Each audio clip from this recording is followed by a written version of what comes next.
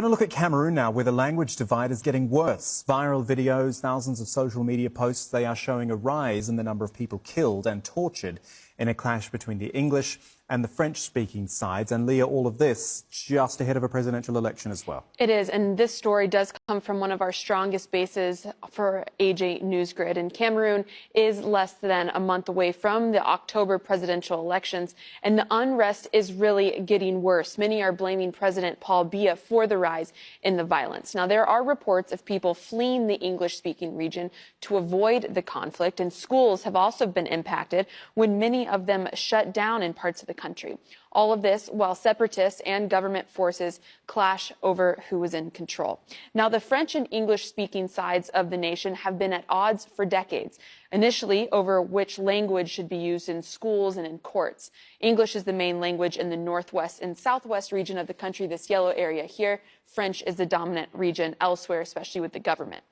Now, the divide now has evolved to be more about identity and regaining national stability. Separatists in the northwest and southwest want a country that they already call Ambazonia. This here is the flag.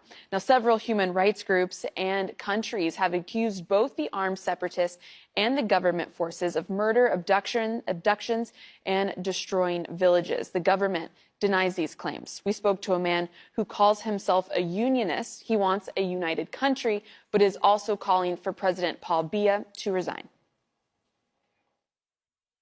The war in the Anglophone regions of Cameroon is very serious. I'm deeply disappointed with President Biya's handling of the situation. This is total anarchy, which could have been avoided if President Biya listened to us and many others. We call for sincere political measures, not war, and we call for strategic arrests with fair trials. We thought this would be resolved before the presidential election, but now the opposition parties cannot win. They are too weak. Biya is therefore guaranteed to win the election. We cannot accept this. We call for his resignation. Our reasons: his poor handling of the crisis, his bad governance which led to the crisis, and the fact that many of the separatists will come back to the vision of a united Cameroon if he resigns.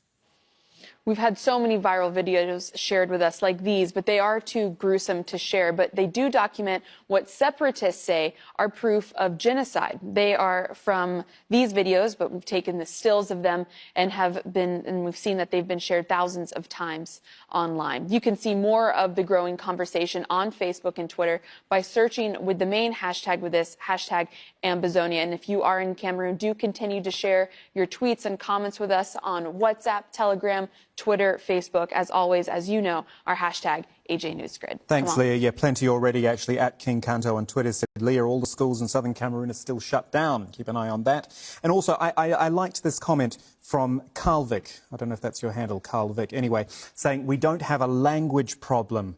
We have a constitutional and a political problem. There were two Cameroons that came together. It is the constitution and the policies which bind them, or which in fact aren't binding them, which is the issue. It is not the actual language. Keep them coming in. Hashtag AJ Newsgrid.